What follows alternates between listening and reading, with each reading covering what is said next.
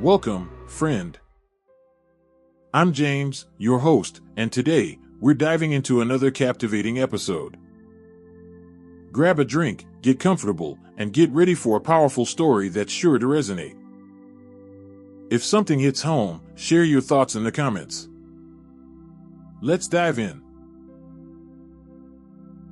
I cheated and ruined everything in LA, how I destroyed my own life. I've read enough posts here to know that cheaters like me don't deserve sympathy, and trust me, I'm not looking for any. If anything, I just need to confess, to spill all the ugliness out so that maybe, just maybe, I can stop hating myself for what I did. This is going to be long, messy, and probably hard to read. But here goes. I never thought I'd end up here, writing about how I cheated on someone else's husband and wrecked my own relationship. When I was 23, I had just moved to Los Angeles, and everything felt like a chaotic blur. I came to this city with big dreams like everyone else, convinced that LA would be the place where I could finally escape my small town past and reinvent myself. I was intoxicated by the energy, by the promise of opportunity and new beginnings. The streets, lined with palm trees and designer stores, seemed to whisper of success just waiting to be grasped. I'd rented a tiny apartment that overlooked a dingy alley in Hollywood, but I told myself it didn't matter because I was finally here, finally on the path to the life I'd always dreamed of. But I quickly found out that LA could chew you up and spit you out, and that behind all the glitz and glamour, there was a darkness lurking just below the surface. I'd come here thinking I'd find myself, but instead, I started to lose pieces of who I was. I was working odd jobs to make ends meet, going to auditions that never seemed to go anywhere, and spending more nights than I'd like to admit crying into my pillow because I felt like I was failing. The city that had seemed so full of promise was starting to feel like a giant trap, and the more I tried to fight my way out, the more tangled I became. And before I knew it, I got myself tangled up in a mess that I didn't even realize was a mess until it was too late. It was at this random networking event, one of those LA gatherings where everyone is trying to look important, even if they're not. The room was filled with a mix of wannabe influencers, aspiring actors, and corporate types looking to expand their connections. Everyone was faking it, smiling too wide, talking too loud, holding their drinks like they were a lifeline.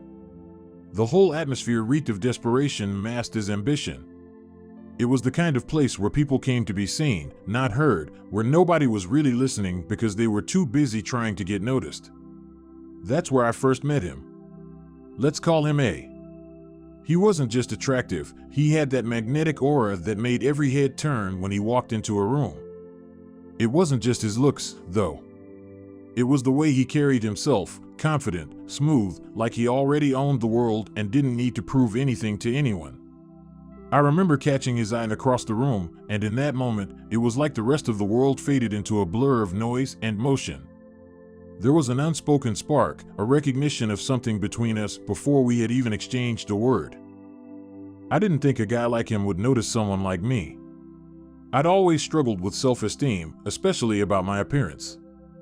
Growing up, I was teased for being dark-skinned, and even now, I sometimes felt like I didn't belong in a city like LA, where everyone seemed to be flawlessly beautiful.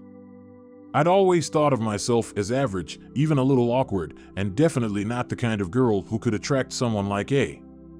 But I noticed me, and that attention felt like a drug I didn't know I needed.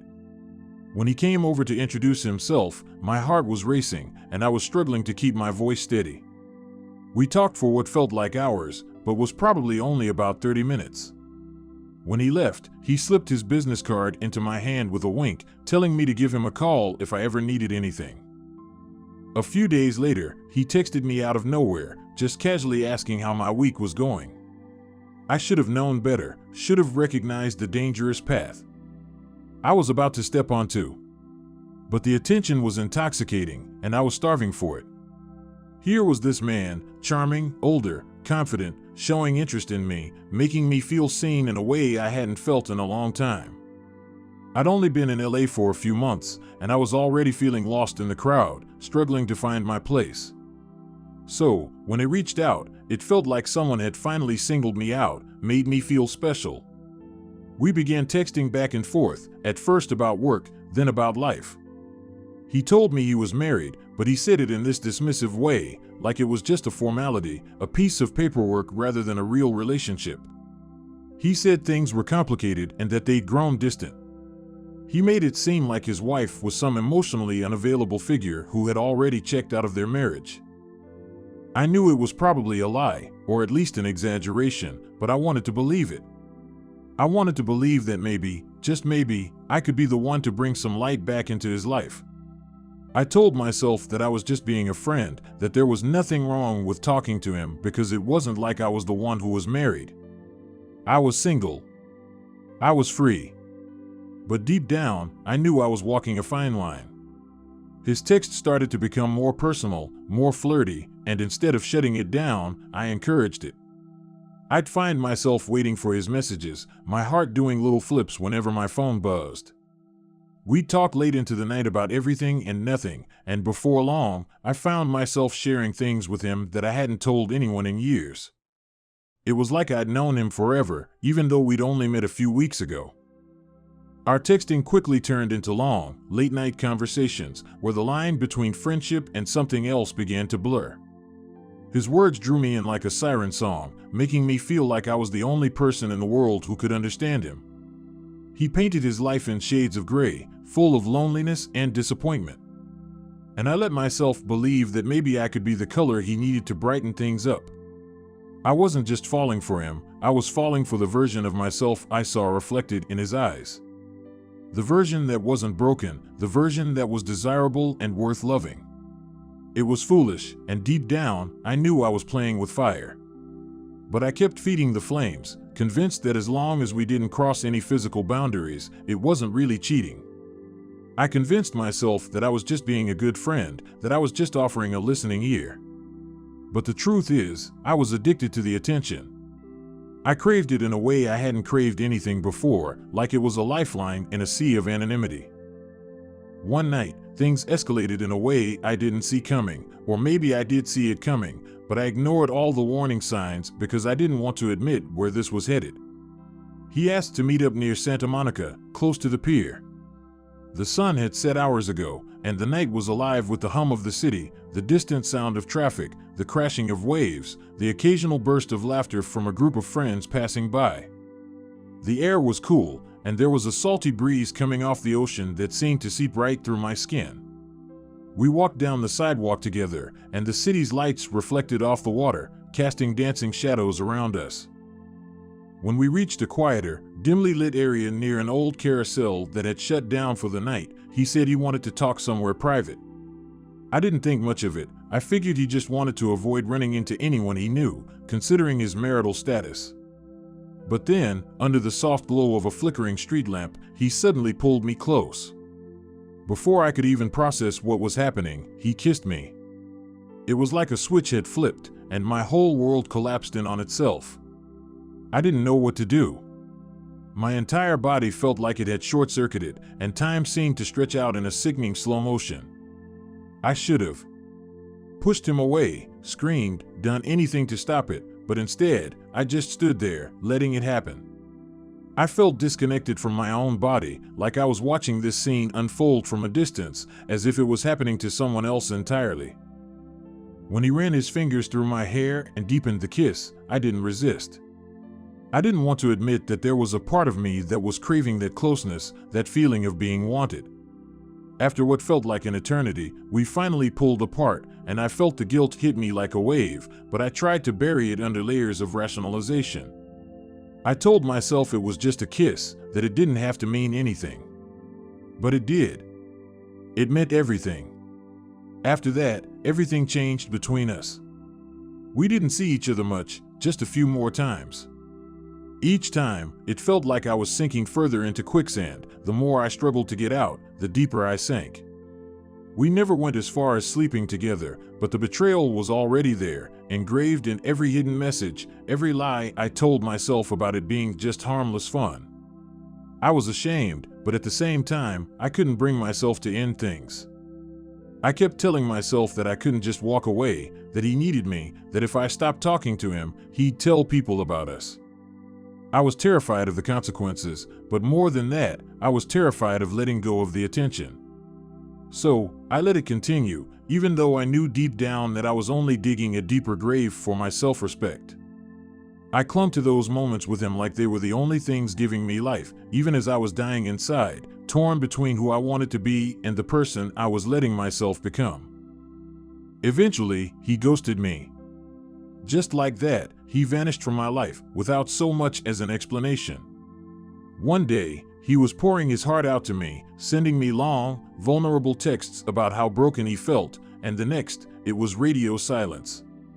I stared at my phone for days, waiting for a response, replaying our last conversation over and over, searching for clues about what I'd done wrong.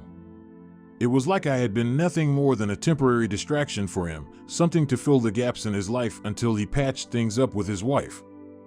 I was devastated, humiliated, and furious all at once, but I couldn't say a word to anyone. I'd let myself become his dirty little secret, and now I was left choking on the ashes of my own mistakes, drowning in the guilt of what I'd allowed myself to become. I kept telling myself that it was for the best, that he wasn't good for me anyway, but deep down, I knew that I was the one who wasn't good for anyone. Not long after, I met my now ex. Let's call him B. He was everything it wasn't of kind, genuine, open. The kind of guy you meet and instantly think, this could be something real. I was determined to make it work with him, to start fresh and leave my mistakes behind. I thought I could finally be the person I wanted to be, the version of myself that didn't make excuses and lie to cover up shame. B was the kind of person who seemed to see through to the real me, who made me feel like I didn't need to pretend to be someone I wasn't. We met at a mutual friend's party in the hills. It was one of those house parties with a DJ by the pool and fairy lights strung everywhere, where people danced under the stars as if life was just one big, beautiful movie. We clicked almost immediately, and I was attracted to him in a way that felt different from A. This wasn't based on lust or a dangerous thrill, it felt genuine. B was easy to talk to, the kind of guy who listened and really heard what you were saying. We spent the whole evening together, sitting on the edge of the pool with our feet dangling in the water, talking about everything from our favorite movies to our worst fears. There was something so refreshing about him, and for a moment, I thought that maybe I could be happy again. When he asked for my number at the end of the night, I didn't hesitate. I was ready to move on, to leave my past behind for good. Or at least, that's what I told myself. We started dating, and everything felt perfect in the beginning. B was thoughtful, considerate, and the kind of person who remembered the little details, like the name of my favorite flower or how I took my coffee. He would surprise me with handwritten notes or show up at my place with takeout from my favorite Thai restaurant. I felt like I was finally living the life I was supposed to be living, with someone who treated me with the kind of love and respect I had always wanted but had never thought I deserved. I kept telling myself that this was my chance to start over, to be better, to leave behind the mistakes I'd made with A.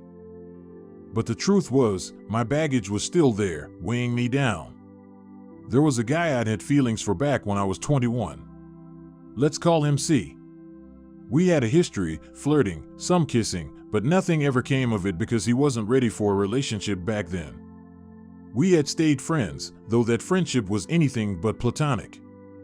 I kept him around because there was always this unresolved tension, this unspoken what if that I couldn't let go of.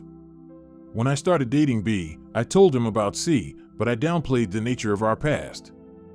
B wasn't stupid, he could sense that there was more to the story. It bothered him that I was still in touch with C, and he made that very clear. He told me how uncomfortable it made him, how much it hurt that I would continue talking to someone I had been involved with in the past. But instead of respecting his feelings, I brushed him off, labeling his concerns as insecurity. In some messed up way, I even enjoyed his jealousy. It made me feel important. It made me feel wanted. So, I lied. I lied to be about cutting contact with C. I changed C's contact name in my phone, hid the messages, kept the secrets piling up. At first, I justified it by saying I was just being a good friend to C, who was going through a breakup and needed support. But honestly, I was being selfish. I didn't want to let go of the thrill of having someone else desire me, even if it was just through texts. It made me feel powerful, like I still had some kind of hold over C, like I was desirable and important enough to be needed by more than one person. Eventually, B caught me. I'll never forget the look on his face, like someone had reached inside him and crushed his heart with their bare hands.